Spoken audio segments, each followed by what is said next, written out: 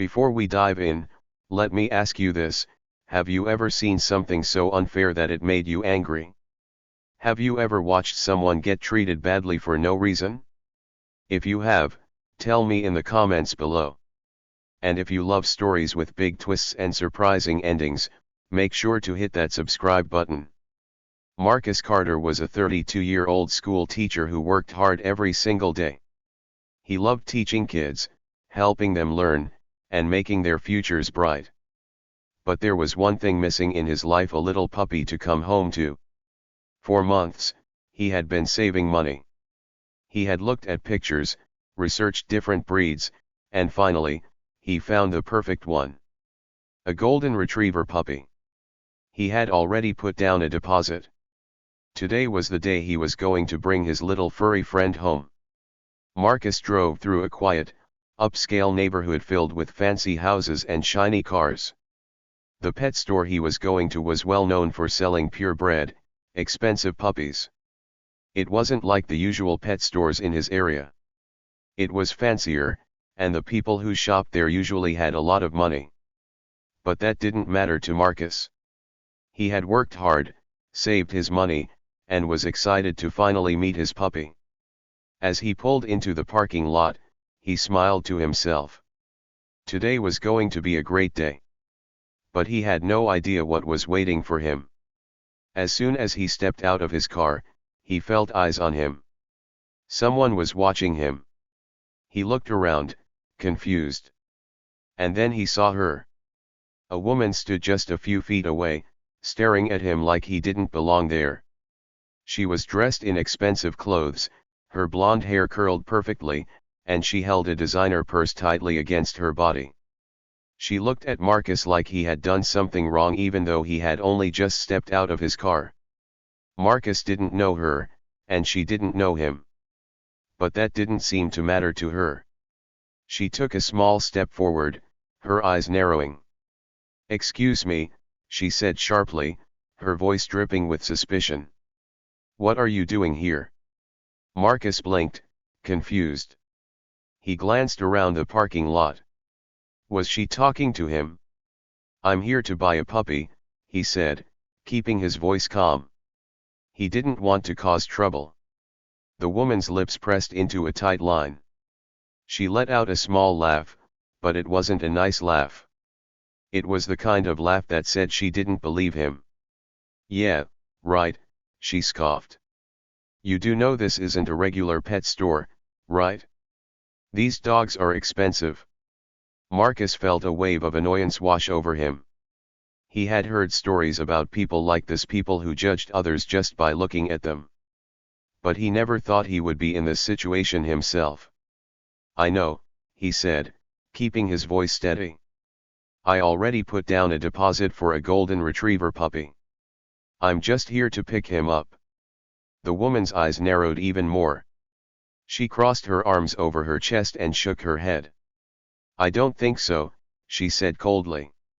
"I've been coming to this pet store for years, and I know the kind of people who shop here. You don't seem like the type." Marcus took a deep breath. "Stay calm," he told himself. "Don't let her ruin your day." "I don't see how that's any of your business," he said. "Now, if you'll excuse me, I need to go inside." He took a step forward, reaching for the door handle. But before he could open it, the woman suddenly blocked his way. Her face twisted in anger. "You can't just walk in there like that," she snapped. Marcus stared at her, shocked. "I'm sorry, what?" The woman pointed a perfectly manicured finger at him. "You're up to something. I don't know what, but I can feel it. You probably just want to cause trouble or—" She suddenly gasped like she had just come to some horrible realization. "Oh my God. You're trying to steal a dog, aren't you?" Marcus's jaw dropped. "Are you serious right now?" he asked. "That's insane. I literally just told you I paid for my puppy already." But she wasn't listening. She pulled out her phone. And then? She dialed 911. "Hello? Yes, I'd like to report a suspicious man outside the pet store. He's acting aggressive, and I think he's trying to steal something. Marcus felt his stomach drop. This woman was lying. And now, the police were on their way. As Marcus stepped out of his car, the sun was shining, and a cool breeze blew through the parking lot. It should have been a perfect day. Today was the day he had been waiting for, the day he would finally bring home his new puppy. He had worked hard, saved up money, and was ready to welcome a little golden retriever into his life. But then, it happened. A sharp voice cut through the air like a knife. "Excuse me. What are you doing here?" Marcus froze for a second. The tone of the voice wasn't friendly. It wasn't curious. It was angry. Accusing. He turned his head and saw her. A woman, probably in her 50s, stood near the store entrance, staring at him like he was some kind of intruder. She had perfectly curled blonde hair, expensive sunglasses perched on her head, and a designer purse clutched tightly in her hands, as if she was afraid someone might snatch it away. The way she was looking at him made Marcus feel uneasy. Her face twisted in disapproval, her lips pressing together into a thin line. Her eyes scanned him from head to toe like she was trying to figure out if he belonged there. Then, she spoke again, her voice sharp and cold. "People like you don't usually come to places like this." Marcus blinked. Did he just hear that right? He stared at her for a moment, wondering if maybe he had misheard her. Maybe she was talking to someone else. Maybe she thought he was an employee or something. But no, she was definitely talking to him. Marcus took a slow breath, keeping his cool. He had faced rude people before. It wasn't worth getting upset. So, he ignored her and walked toward the store. But just as he reached for the door handle, she stepped right in front of him. "Are you lost?" she asked, tilting her head. "This is an exclusive pet shop. You can't just walk in here." Marcus stared at her in disbelief. Did she seriously just say that? He let out a small laugh, shaking his head. Was this really happening? "Ma'am," he said, keeping his voice calm, "I'm here to buy a puppy." But the woman, who was now fully blocking the entrance, wasn't convinced. "Yeah, sure you are," she scoffed, rolling her eyes. "Do you even have the money for one of these dogs? These aren't street dogs, you know." Marcus felt his hands clench into fists, but he forced himself to stay calm. He wasn't going to let her ruin his day. "I put down a deposit last week," he said, his voice still steady. "I have a receipt. I already paid for my puppy." The woman narrowed her eyes. She didn't believe him. Behind the glass windows, people inside the store had started watching. A few customers were whispering to each other. A store employee, standing near the register, looked out with a frown. The tension in the air was thick. Marcus felt his heart beating faster. And then? She pulled out her phone. Telephone receiver, she dialed 911. Marcus's stomach dropped. She was calling the police. On him. And worst of all, she was lying. "Yes, hello," she said into the phone, her voice suddenly sounding fake and panicked. "There's a suspicious man outside the pet store. He looks dangerous. I think he's trying to steal a dog." Marcus couldn't believe what he was hearing. His hands felt cold. His heart pounded in his chest. This was insane. "Are you serious?" he asked, staring at her. But she didn't even look at him. She was too busy making up a story for the police. "Yes," she continued, her voice rising. "I don't feel safe. He's standing right in front of the store, and I think he's going to do something bad." Marcus took a step back, his mind racing. What was he supposed to do? He knew exactly how this would look when the police showed up. A panicked woman calling 911, pointing at him, saying she was scared. They wouldn't even ask questions. And for what? Because she didn't think he belonged in a fancy pet store? Because she didn't believe he could afford a dog? Marcus could feel eyes on him from every direction. Some people inside the store looked concerned. Others were just watching, waiting to see what would happen. He swallowed hard. He wanted to scream. He wanted to tell everyone how unfair this was. But he knew that losing his temper would only make things worse. So, instead, he pulled out his own phone. He opened his email, scrolled down quickly, and found the receipt from the pet store. And then? He turned the screen toward the glass window so the employees inside could see it.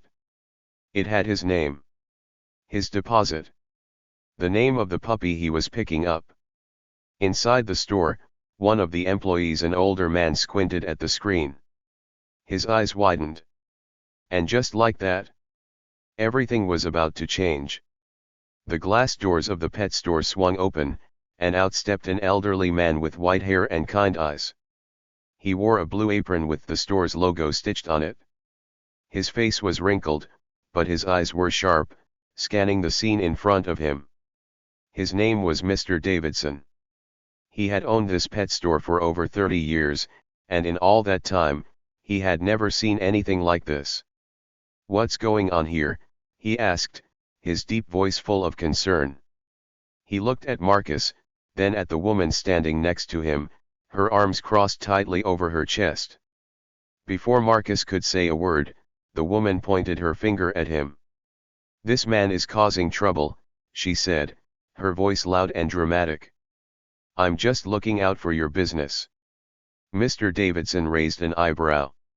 His eyes darted to Marcus, who was standing still, his hands gripping his phone. He didn't look angry. He didn't look dangerous. He just looked tired. The woman huffed, flipping her blonde hair over her shoulder. "He was trying to get inside the store. I don't think he belongs here. He was acting suspicious. I was only trying to protect your shop." Mr. Davidson sighed. He had dealt with difficult customers before, but something about this felt off. But before he could say anything, Marcus took a deep breath and held up his phone. "Actually, sir," Marcus said, his voice calm but firm, "I'm the one who put down a $2,000 deposit for one of your golden retriever puppies last week." He turned the screen toward Mr. Davidson, showing him an email. It had Marcus's full name, the date of purchase, and the exact puppy he had chosen. The older man leaned forward, adjusting his glasses, and squinted at the screen. For a moment, the parking lot was completely silent. Karen's smirk disappeared. The confidence in her face melted away like ice on a hot summer day. And then? Mr. Davidson's eyes widened in surprise. "Wait. Marcus Carter," he said slowly, looking up at Marcus with a curious expression. "The teacher from Lincoln Elementary." Marcus nodded. "Yes, sir," he said. The old man's face lit up with recognition. "Oh, my goodness," he exclaimed, his deep voice suddenly warm and excited. "My grandson is in your class. He talks about you all the time." Karen's face turned pale. She stiffened, her hands gripping her purse even tighter. Her mouth opened, like she wanted to say something, but no words came out. The entire mood shifted. Just seconds ago, she had been so sure of herself. So certain that she was doing the right thing. Now, she looked completely lost. Karen opened her mouth, her face twisted in panic. She looked like she wanted to explain herself, to say something that would fix what she had done. But before she could even form a sentence, the sound of sirens filled the air. A police car pulled into the parking lot, its blue and red lights flashing. The moment it stopped, a tall officer stepped out, his uniform crisp, his eyes sharp as he scanned the scene. Karen immediately rushed up to him, her heels clicking against the pavement. "Officer!" she cried, her voice high-pitched and shaky. "Thank goodness you're here. That man, he's trying to scam the store, and—" But before she could finish, Marcus calmly stepped forward. "Officer," Marcus said, his voice steady and clear, "I'd like you to meet Mr. Davidson, the owner of this store. He can confirm I'm a paying customer. Also, I'd like to show you the security footage from my car camera recording everything she just said." Karen's face drained of color. Her eyes widened in horror. The officer paused, looking from Marcus to Karen, then over to Mr. Davidson. The old store owner nodded firmly. "Yep," Mr. Davidson said, his voice filled with confidence. "Marcus is telling the truth. This young man is one of our most trusted customers." Karen gasped. But he..." The officer raised his hand, cutting her off mid-sentence. "Ma'am," he said, his voice firm, "you just made a false 911 call. That's a crime. You could be fined or even arrested for that." Karen stumbled backward. Her hands started shaking. Her face, which had been full of confidence and pride just minutes ago, was now as white as a sheet. She couldn't believe what she was hearing. "Arrested?" she whispered, almost to herself. "No, no, no, that can't be right." The officer narrowed his eyes at her. "Ma'am," he said again, his voice cold and serious, "you falsely accused an innocent man. You wasted police time. That's not something we take lightly." Karen shook her head wildly. "But I was just trying to protect the store," she argued. "I thought he was dangerous. I was just doing the right thing." The officer sighed, rubbing his temples like he had heard this 1,000 times before. "Let me get this straight," he said, his voice dripping with disbelief. "You thought this man was dangerous, even though he was standing here, minding his own business, holding proof that he paid for a puppy." Karen opened her mouth, but nothing came out. She had no excuse. Marcus, who had been calm this whole time, crossed his arms and looked at her. "Tell me, ma'am," he said, his voice steady but firm, "what exactly made you think I was dangerous?" Karen froze. For the first time, she had nothing to say. Her mouth opened and closed, but no words came. The crowd that had gathered outside the store was watching closely. Some people were whispering to each other, shaking their heads. Others were recording with their phones. Karen's face turned an even deeper shade of red. She looked at the officer again, desperate now. "Please," she said, her voice suddenly soft, almost pleading. I didn't mean to waste your time. It was just a misunderstanding." The officer raised an eyebrow. "A misunderstanding?" he repeated. "So you're telling me, you called 911, lied about a crime, tried to get this man arrested, and now it was just a misunderstanding?" Karen swallowed hard.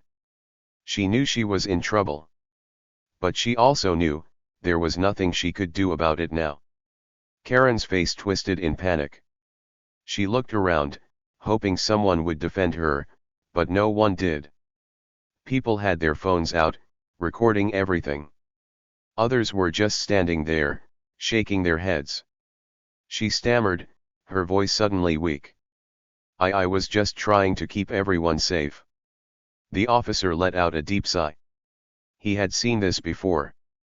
Too many times. "Ma'am," he said, his voice steady, "we get calls like this all the time. And frankly, we're tired of them." Karen opened her mouth like she wanted to argue, but the words never came. For the first time, she realized she had lost. The officer turned to Marcus, his expression softer now. "Sir," he said, "do you want to press charges?" Marcus looked at Karen. She was on the verge of tears now. Her face was pale, her hands were clenched at her sides. Her whole body looked smaller, like all the pride and confidence had drained out of her.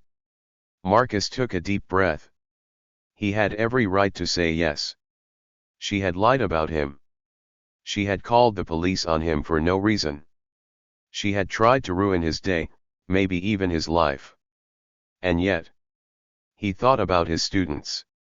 The kids he taught every day. The way he always told them to be the bigger person, to stay calm even when people were unfair. Was he really going to let someone like her change the way he lived his life? Finally, he shook his head. No, he said. I just want to take my puppy home. The officer gave him a nod of respect. Karen let out a breath like she had been holding it in for hours. But the worst was yet to come. Behind Marcus, Mr. Davidson, the store owner, had been watching everything. Now, he stepped forward, smiling kindly. You know what, Marcus? He said, his voice warm. For all this trouble, your puppy is on the house. Karen gasped. Wait, what? No. That's not fair. She spun around to Mr. Davidson, her face red with anger. You can't just give him a dog for free. That's ridiculous. The officer let out a small chuckle, shaking his head. Well, ma'am, he said, crossing his arms, life isn't fair, is it? Karen's mouth opened, but no words came out. She was completely speechless. For the first time that day, she had nothing left to say. And just like that, Marcus turned, walked into the pet store, and picked up his adorable golden retriever puppy. He held the tiny pup in his arms, feeling its warm fur, its little tail wagging excitedly. He smiled. It had been a long, frustrating day. But in the end, he won. And as he walked out of the store, he didn't even glance at Karen. Because she wasn't worth his time. Marcus sat in his car, his hands resting on the steering wheel. The golden retriever puppy lay curled up in the passenger seat, its tiny body rising and falling with each soft breath. Its fur was warm, and its little tail wagged every few seconds, even in sleep. Marcus let out a deep breath. It had been a long, exhausting day. What was supposed to be a simple, happy moment had turned into something else entirely. He had just wanted to buy a puppy, but instead, he had been accused, insulted, and almost arrested, all for no reason. And yet, he still won. He reached over and gently scratched the puppy's soft ears. The little dog stretched, yawned, and then nuzzled closer to him. A smile tugged at Marcus's lips. Because at the end of the day, people like Karen would always exist. People who judged others without knowing them. People who believed they were better than others just because of where they lived or how they looked. But Marcus knew something they didn't. Their words only had power if you let them.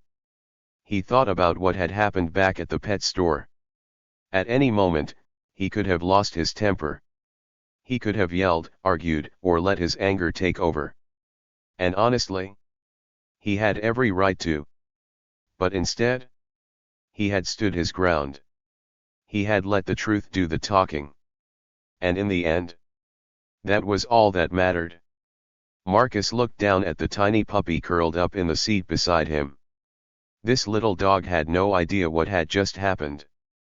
It had no idea about Karen, about the police, or about the fight outside the store. All it knew was love. And that's how Marcus wanted to live. Not filled with anger. Not walking around with bitterness in his heart.